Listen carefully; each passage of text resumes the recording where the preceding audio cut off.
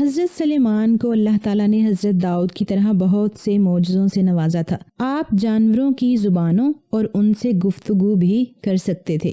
ہوا پر بھی آپ کا قابو تھا، جس وجہ سے آپ کا تخت ہوا میں اڑتا تھا۔ آپ کی سبھی خصوصیات میں سے نمایاں خصوصیات یہ تھی کہ انسان کے علاوہ جنات بھی آپ کے تابع تھے۔ مسجد اقصی اور بیت المقدس کی تعمیر آپ نے جنات سے کروائی۔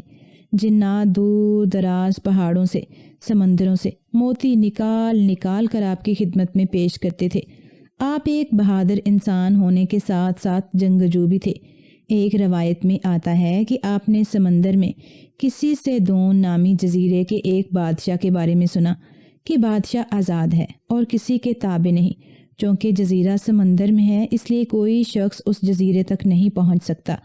تو آپ اپنے جنات کی جماعت کے ساتھ اپنے تخت پر سوار ہو کر اس بادشاہ کے پاس پہنچے۔ تو اس بادشاہ نے آپ سے جنگ کا اعلان کیا۔ اس جنگ میں اللہ تعالیٰ نے آپ کو فتح نصیب فرمائی۔ اس کے بعد بادشاہ کو قتل کر دیا گیا اور بہت سے لوگوں کو قیدی بنا لیا گیا۔ ان قیدیوں میں بادشاہ کی اکلوتی بیٹی یعنی شہزادی تھی، جو بہت خوبصورت اور نرم دل تھی۔ جنگ ختم ہونے کے بعد حضرت سلیمان نے اس شہزادی سے شادی کر لی۔ آپ اپنا زیادہ وقت دوسری بیویوں کی نسبت اپنی اسی شہزادی کے ساتھ گزارتے تھے۔ ایک دن شہزادی نے آپ سے درخواست کی کہ مجھے اپنے والد صاحب کی بہت یاد آتی ہے۔ آپ اپنے جنات کو حکم دیں کہ وہ میرے والد صاحب کی شکل کی ایک مورتی تیار کر دیں تاکہ میں اس مجسمے کو دیکھ کر اپنی بے چینی کو ختم کر سکوں۔ حضرت سلیمان نے شہزادی کی اس خواہش کو پورا کرنے کا یقین دلایا اور جنات کو حکم دیا کہ وہ شہزادی کے باپ کی شکل کا ایک مجسمہ تیار کریں۔ جنات نے آپ کے حکم کے مطابق شہزادی کے باپ کی شکل و صورت کا مجسمہ تیار کر دیا، جو دیکھنے میں شہزادی کا باپ ہی لگتا تھا، لیکن فرق صرف یہ تھا کہ مجسمہ بے جان تھا۔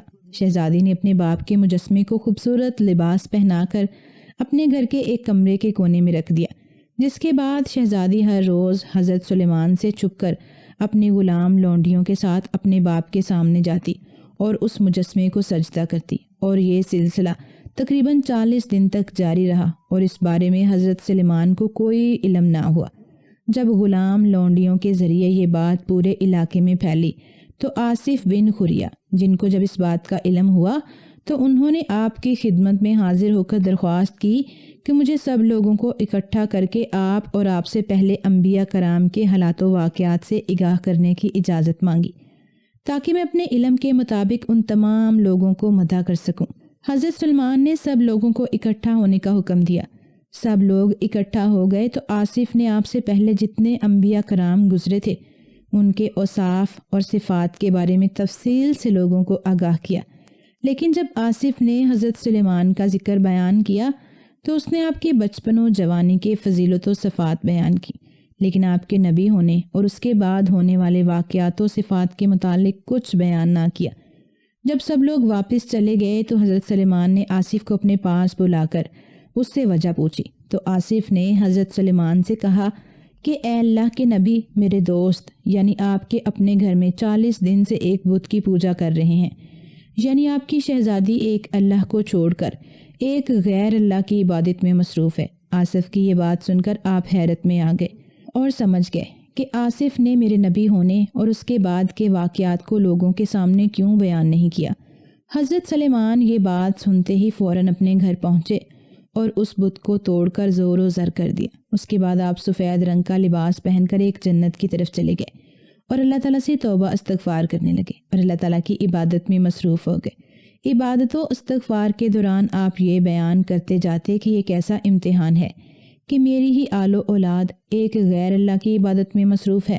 رات ہوئی تو آپ اپنے گھر کی طرف لوٹے اور جب گھر میں داخل ہوئے تو آپ کی ایک خادمہ جس کا نام امینہ تھا حسب معمول وہاں موجود تھی، یعنی جب بھی آپ بیت الخلاء یا اپنی کسی بیوی کے پاس رات گزارنے جاتے تو اپنی انگوٹھی اس خادمہ کے حوالے کر دیتے۔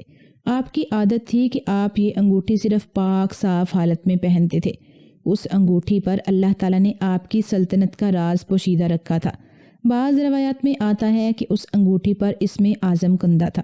ایک دن آپ وضو کرنے کی غرض سے انگوٹھی اپنی اس خادمہ کے حوالے کی تو کچھ دیر بعد ایک جن جس کا نام سور المارد تھا اس خادمہ کے پاس آیا، اس کی شکل و صورت میں حاضر ہو کر انگوٹھی طلب کرنے کا کہا تو خادمہ نے انگوٹھی اس کے حوالے کر دی۔ جن اس انگوٹھی کو لے کر آپ کے تخت پر جا بیٹھا اور تمام سلطنت اس جن کو حضرت سلیمان سمجھ کر اس جن کے تابع ہو گئی۔ جب حضرت سلیمان وضو کر کے واپس اس خادمہ کے پاس پہنچے تو آپ نے خادمہ سے اپنی انگوٹھی طلب کی تو خادمہ نے آپ سے کہا کہ آپ کون ہیں؟ تو آپ نے حیران ہو کر کہا میں اللہ کا نبی حضرت سلیمان بن داؤد ہوں۔ حیرانی کی وجہ سے آپ کی شکل و صورت بدلی ہوئی تھی۔ تو امینہ نے کہا کہ آپ حضرت سلیمان نہیں ہیں، حضرت سلیمان تو اپنی انگوٹھی لے کر چلے گئے ہیں اور تخت پر موجود ہیں۔ حضرت سلیمان سمجھ گئے کہ مجھ سے گناہ سرزد ہوا ہے اور مجھے اس گناہ کی سزا مل رہی ہے۔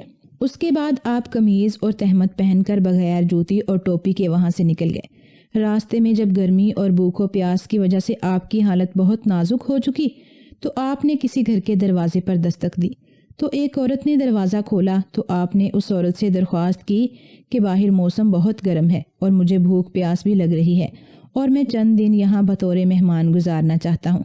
اس عورت نے کہا کہ میرا شوہر گھر پر موجود نہیں اور میں اپنے شوہر کی اجازت کے بغیر کسی کو بھی یہاں رکنے کی اجازت نہیں دے سکتی۔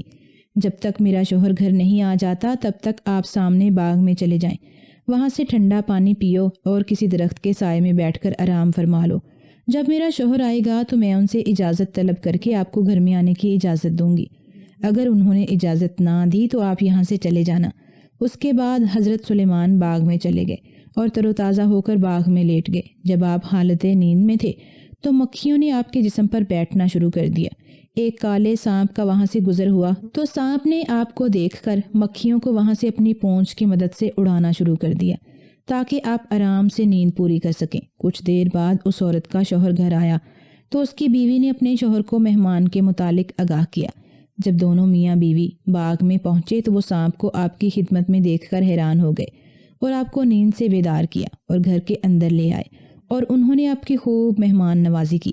مہمان نوازی کے بعد دونوں میاں بیوی نے غرض کی کہ ہماری ایک جوان بیٹی جو نہایت خوبصورت ہے، ہم چاہتے ہیں کہ ہم اپنی پیاری بیٹی کا نکاح آپ سے کر دیں۔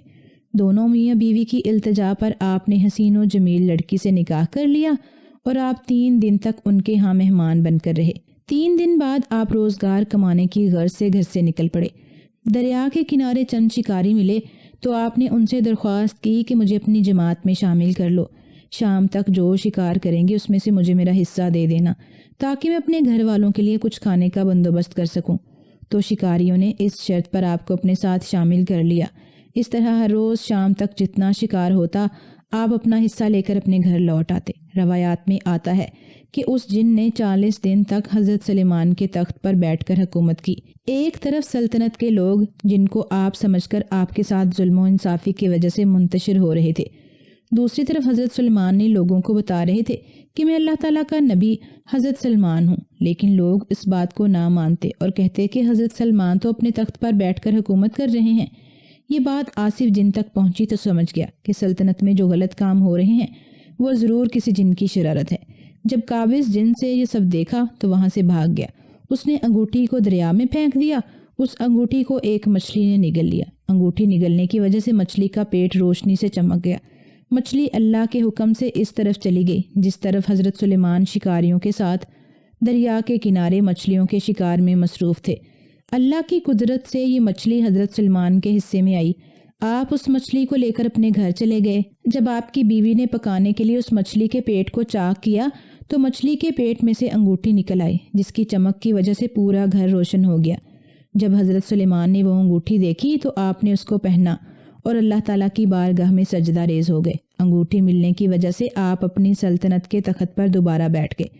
آپ نے اللہ تعالیٰ کا شکر ادا کرتے ہوئے دعا فرمانے لگے کہ اے اللہ پاک، بے شک تو ہی حقیقی مالک و خالق ہے، سب عزت و ذلت آپ کے ہاتھ میں ہے، تو ہی بادشاہ کو فقیر اور فقیر کو بادشاہ بنانے پر قدرت رکھتا ہے۔